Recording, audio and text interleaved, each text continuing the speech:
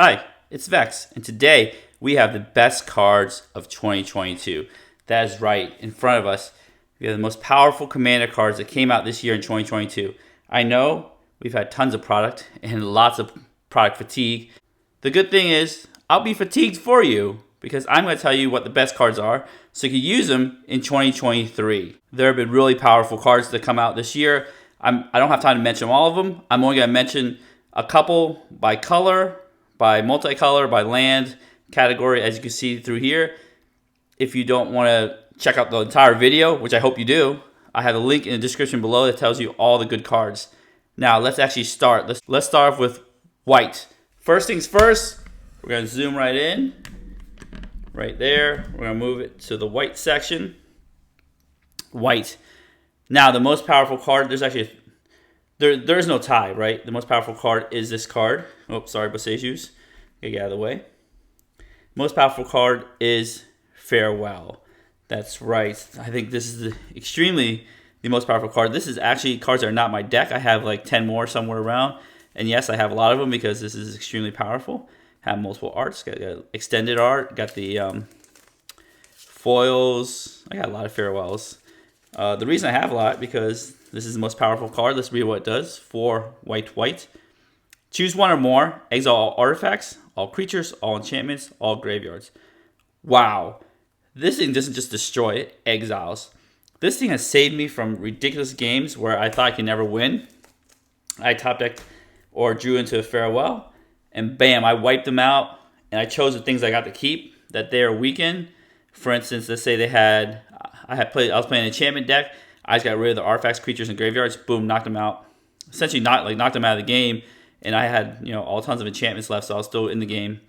Remember Farewell? You can choose just one of the modes. Like if you need to exile all graveyards, you can just pay 6 exile all graveyards. I know a lot of people probably will never do that, but that is a possibility. That's why it's so good about this card is you could choose just artifacts, enchantments, keep all creatures. Artifacts, creatures, enchantments, artifacts, graveyards. Whatever. I love this modal spell. It is insane. So the most powerful white card this year is Farewell. Now we have some good runner-ups here. Grand Crescendo, another modal spell. I think the modal spell is the reason they're so powerful is it gives you 2 good modes. Here, X white, create X green-white citizen creature tokens. Creatures you control gain indestructible until end of turn. Wow. Now the modalness is you can just play white and give everybody indestructible, which is insane. It's like a flawless maneuver they have to cast. Or you pay X and make dudes, and then also give those dudes and everything else indestructible. So Grand Crescendo makes citizen tokens. I even brought my tokens. Don't forget to have your tokens. That's right. I know who you are. You never have your tokens, but gotta have your tokens for all your cards. Got the citizen token, Grand Crescendo. I'm actually running really light on these because I put them in a lot of decks because it is that good. I did want to mention an honorable mention, Lion Sash. This is one of the cards I actually put in a lot of decks here. That's why I only have so many. It's really good. I love Graveyard Hate, and I believe Graveyard Hate, I can stay on the battlefield to hate future Graveyard, because I know Bojuka Ball can just get rid of a Graveyard, but they might put stuff back in the Graveyard. Lion Sash can be there and just keep munching on stuff in the Graveyard. And I love this, also a modal spell.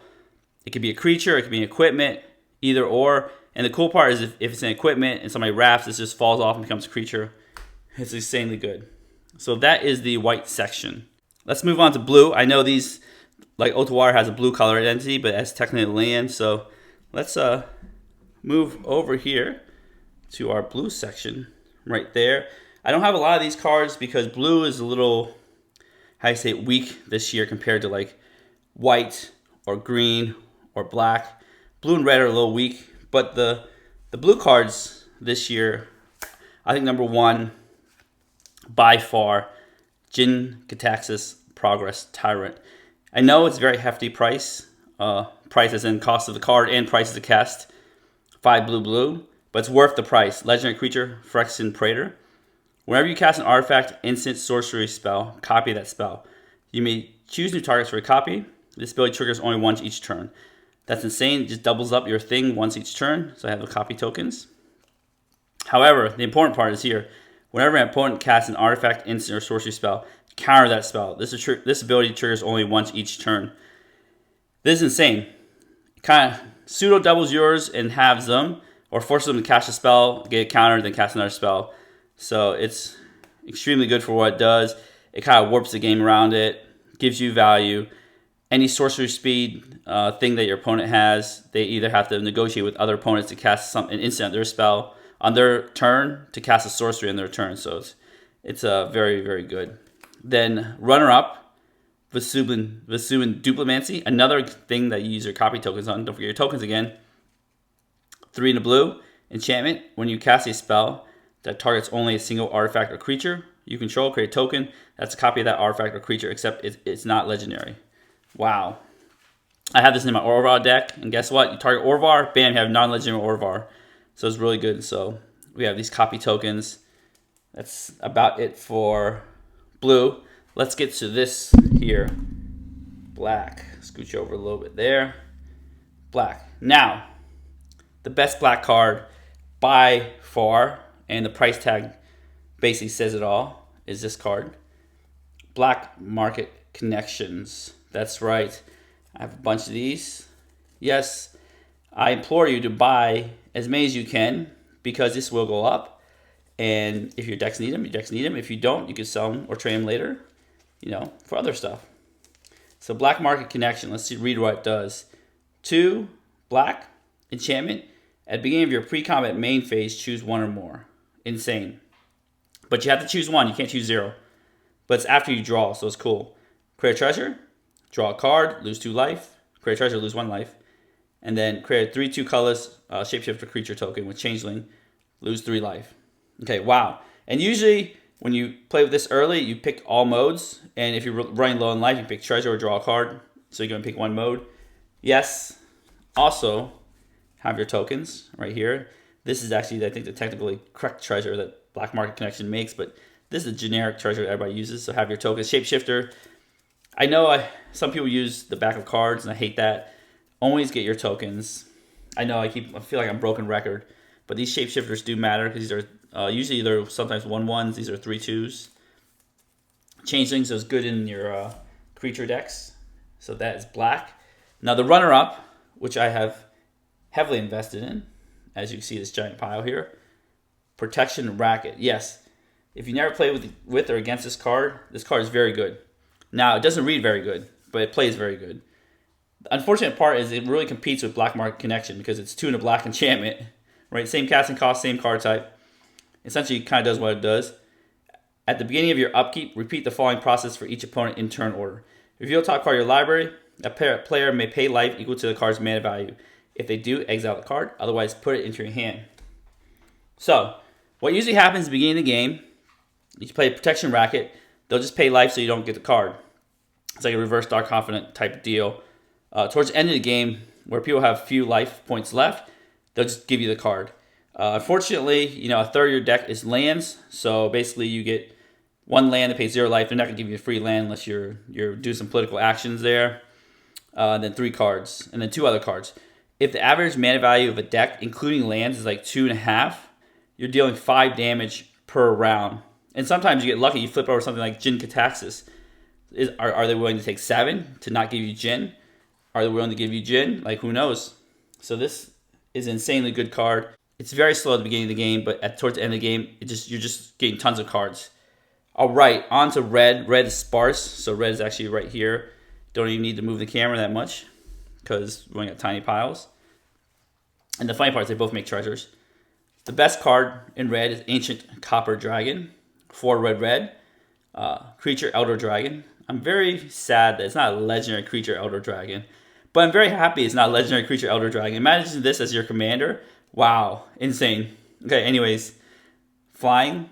Whenever Ancient Copper Dragon deals combat damage to a player, roll a d20. You create a number of treasure tokens equal to the result 6 and 6/5. So it just has to deal 1 damage, combat damage. It's a flying, so good evasive creature, and nets you on average 10.5 treasures. Right, it just pays you back if you could connect with it. Extremely powerful. I do not like, personally, rolling dice. I kind of want to know what I'm going to get. I rather, if this just said, deal combat damage, make treasures equal to its power, 6, even though it's less than the average 10.5, the stability makes me happy. but it's a very powerful card because you could also high roll with a D20. You could low roll with 1. You're guaranteed at least 1 treasure. So, but the middle of the pack, 10.5, I think is really good. Number 1 card this year. Number 2 card, Professional Face Breaker. I actually like this card better because it's 2 in a red, creature, human, warrior, menace. So that's good evasion right there. Whenever 1 or more creatures you control deal combat damage to a player, create a treasure token. So you create up to 3 because each player you deal damage to. Sack a treasure, exile top card of your library. You may play that card this turn.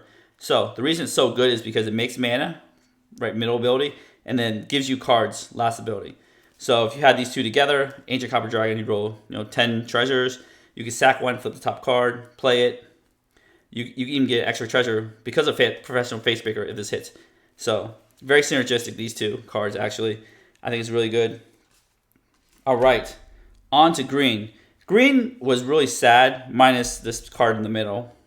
And then all of a sudden, Brothers War gave you a bam, bam, like smack me in the face whammy, saying, look, we have the new best green card, and possibly one of the best colored cards, not including the lands, of course, that has come this year. Awaken the Woods. This card is ridiculous. I would have never thought they'd do a land token. Right there, token land creature, Forest Dryad.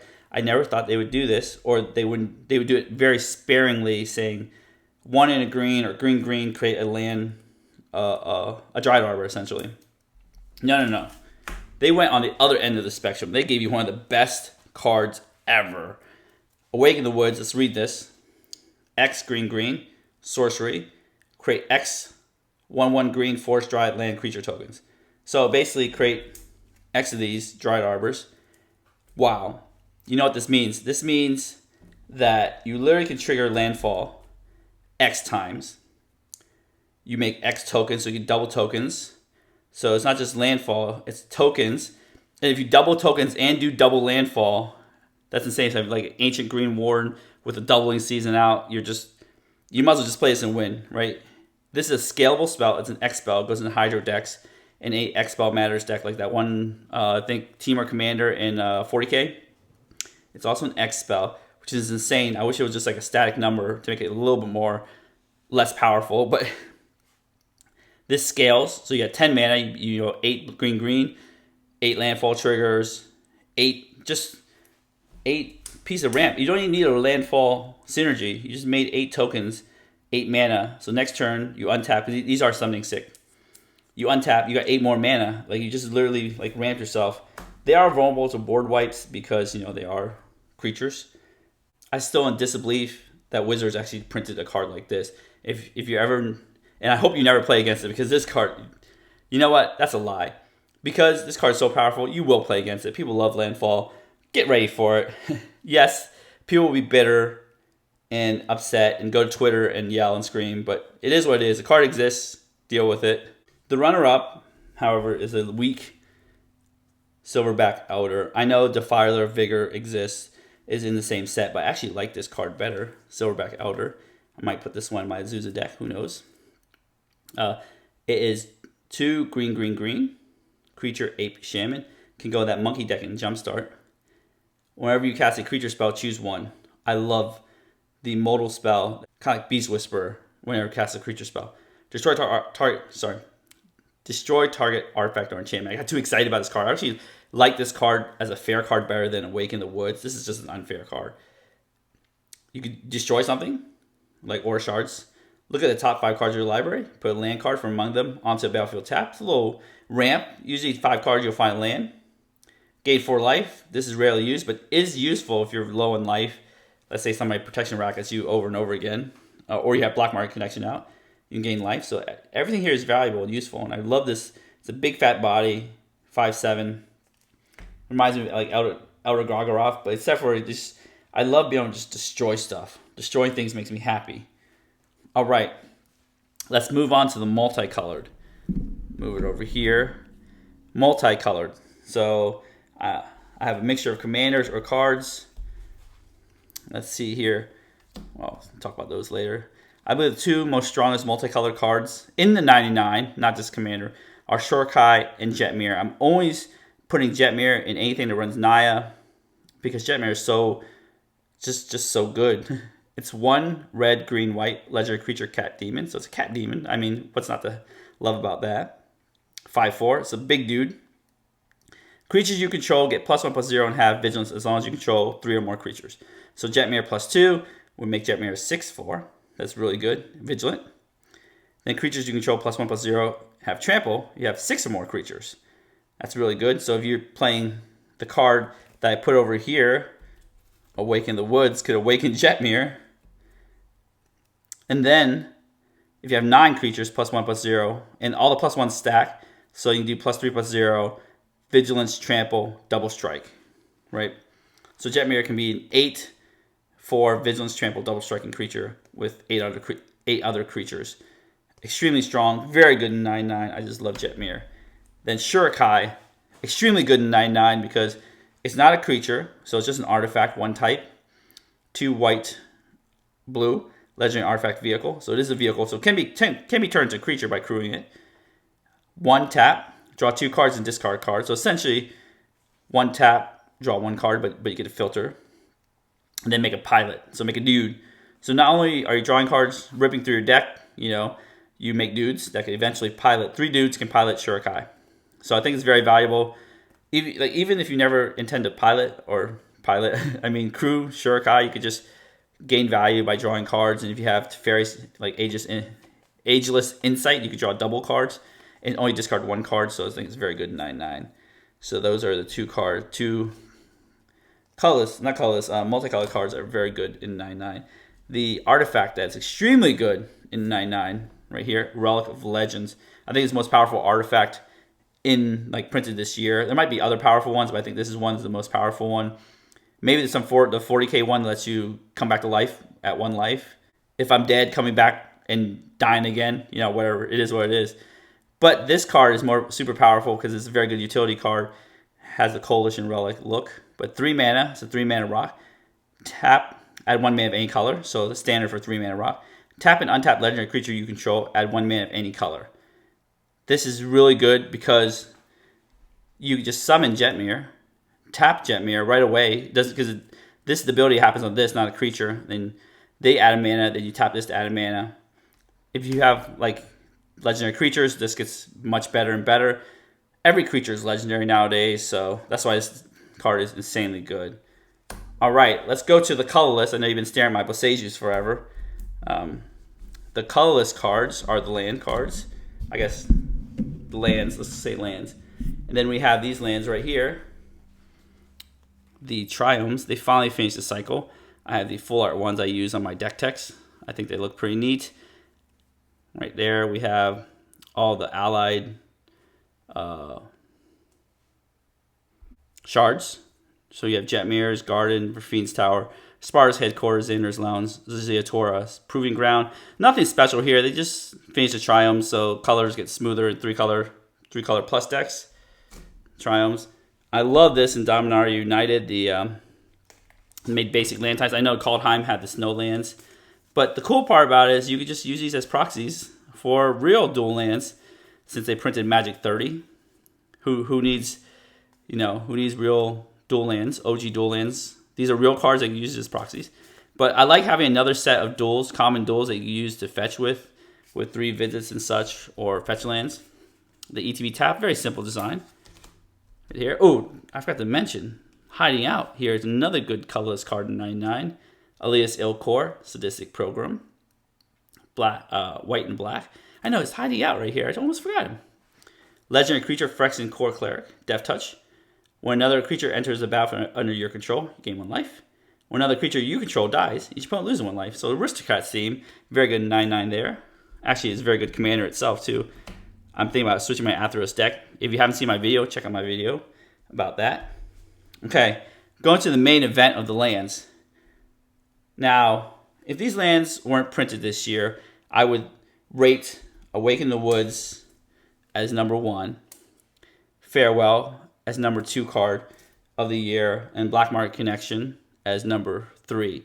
However, these lands, absolute number 1. You want to know why? Because they just use a land slot, are basically almost uncounterable because they're not spell, and you can just play them as a land, play them as a spell.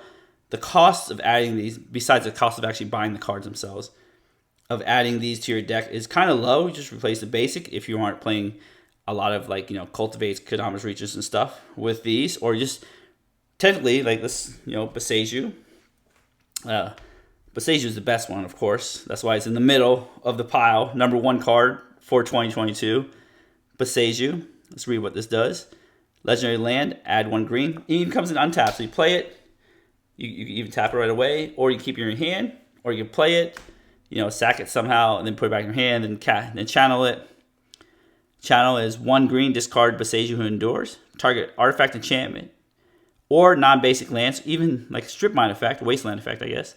An opponent controls, destroy. That player may search their library for a land card with a basic land type, put it onto the battlefield, and shuffle. This ability costs 1 less to activate for each legendary creature you control. So it could cost 1 green with your commander. It could find these lands with basic land types, which I think are really cool. And it could cost 1 green. And when you channel it, it's not a spell. You just literally, discard this card into your graveyard, pay 1 and a green, destroy something. They do get a land back, but the cool part is it just took your land slot, right? If you're flooding out, you now have a spell instead of land. If you're not flooding out, then you have a land. It's kind of like a modal double-face card from Zendikar, except for it's just uncounterable, which is insane. So let's take a look at them. Let's move the camera over here. We have the most powerful Boseiju. And look, I have a giant stack because it's that powerful, which we'll get to in a moment. We have the black one, which gets a creature back from your graveyard to your hand. The red one, which gets you 2 1/1 spirits with haste. The white one, which does 4 damage to attacking or blocking creature. And they each have the 1 mana discount. This costs 3 in a black. This costs, I think, 3 in a red, 2 in a white, and 3 in a blue. This lets you bounce a artifact, creature, or enchantment back to, or planeswalker back to hand. So I think it's really good. These are not as easy, these fit in decks, just as easy as Boseiju does. But I think their effect, like Sokenzun, the red one, like making 2 1/1s with haste, isn't that great. Takanuma's really, pretty good. Get something back. I think balance is okay. Like when you use Cyclonic Rift for its small baby rift mode, I think it's okay. Aganjo, I don't think it's that great because something has to be attacking or blocking. So these aren't that great. But Boseiju just destroys. The word destroy is so powerful. Like, let me show you how powerful this card is. I have modern decks, I have legacy decks, I have pioneer decks, and I have commander decks. And I still have more in decks. I got too lazy to continually pull these out. But look at this. This goes in all the decks. It's insane. And I'm kind of tired of putting these in every single deck because that's how powerful this card is. How many do I have here? 1, 2, 3, 4, 5, 6, 7, 8, 9, 10, 11, 12, 13, 14, 15, 16, 17. I have 17. And there can only be 16 green decks of every color combination, which I'm trying to still do. I have that many Boseijus. I probably have 20 Boseijus. And I literally need more for all my decks because I'm just swapping them around, even between my legacy, pioneer, and modern decks, which is absolutely insane. This is the powerhouse monster of 2022. I think I've rambled long enough, right? Let's center this back up. Right in the middle, right to Boseiju. I've rambled enough. Tell me what your favorite cards for 2022 are. Leave them in the comments below. I really would like to know because I feel like there's so many good cards and there's so much product fatigue and it's hard to keep up. But I believe these are the good ones for this year. Before I continue to ramble, don't forget to give the video a thumbs up, smash the subscribe button, hit the notification bell to be alerted for new videos in the future. And as always, have a wonderful day and a wonderful year.